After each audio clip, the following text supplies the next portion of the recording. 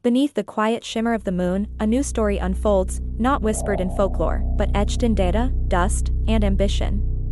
The moon, once a silver sentinel of dreams, has become something else entirely, a resource-rich frontier, a proving ground for nations. With that single event, China joined a small, elite circle of nations capable of such a feat. But for China, it was not just science. It was signal. A declaration. A celestial handshake with destiny. And a silent witness to the race toward humanity's next evolution. In 2020, China's Chang'e-5 mission returned to Earth bearing lunar soil, samples harvested from a previously untouched region of the moon. The moon had always been a metaphor of longing, of isolation, of unreachable serenity. Now, under the cold scrutiny of spectrometers and thermal probes, it became something else, a map of potential, a vault of elements, a place to build. A roadmap for building the International Lunar Research Station, a permanent base nestled near the moon's south pole, where water ice hides in shadowed craters and the sun's rays trace long arcs across jagged terrain. Systems to harvest resources, regulate temperature, and sustain human life. It holds promise, not for combustion, but for fusion. Clean energy. Unlimited, unburned.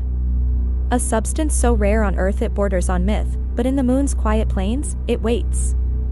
What was once Earth's ancient mirror is becoming an extension of human ambition. Water can be split into oxygen and hydrogen, air to breathe, fuel to burn. Who decides what part of the moon is open, and which regions become exclusive? The Outer Space Treaty, signed in 1967, never imagined a time when humanity would terraform regolith, or print habitats on lunar soil. Now, its vague clauses echo through legal chambers as orbiting nations prepare not just for missions, but for policy.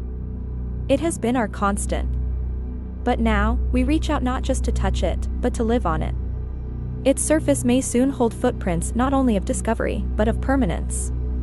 Not flags, but homes.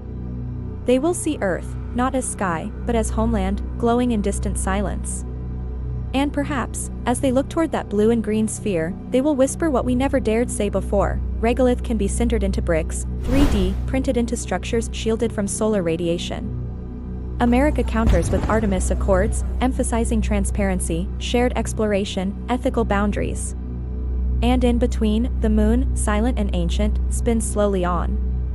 They are a story. A mythology in progress. A shift from longing to living. The moon isn't barren. It's raw material waiting for shape. Then came Chang'e-6. Launched with quiet precision, it traveled toward the South Pole Aitken Basin, one of the oldest and deepest impact craters on the moon. An ancient scar, older than the Earth's oceans, hammered into existence by a force incomprehensible, 1 trillion times more powerful than any weapon we've ever created. There, Chang'e-6 retrieved 1,935 grams of lunar material. Artemis. Chandrayaan. Lunar 25. And yet, it is China's missions that seem most deliberate, each launch not merely a leap, but a step on a well-paced climb. The moon, it seems, is not conquered in sprints. It requires presence, patience, and narrative. Where data goes, geopolitics follows. Not just dirt, but memory. Geologic whispers from billions of years ago.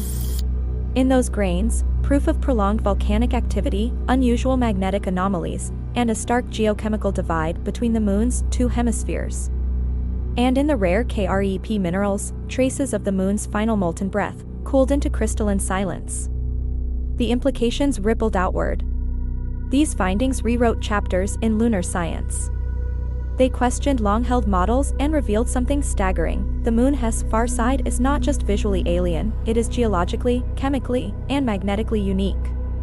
A mirror turned away, holding secrets even our most advanced instruments had only begun to translate. But science is never alone in space. China's lunar program was no longer just an academic venture, it had become a vision. Chang'e-7 and 8 will test that vision. Not just remote probes, but architects of habitation. Helium-3. A noble isotope scattered thinly across the lunar soil, forged in the sun's winds and trapped in regolith by eons of silence. The race is no longer theoretical. America, Russia, Europe, India, all have drawn their lines on lunar maps. And narratives shape diplomacy.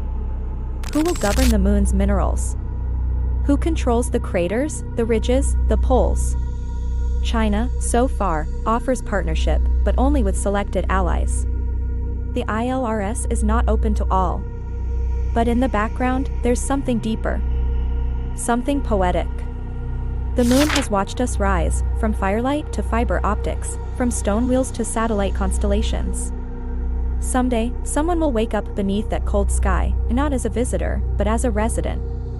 They will walk out beneath a sun that arcs differently. We are no longer trying to return home. We are making home bigger.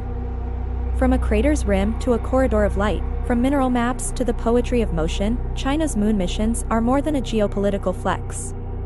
The moon is changing.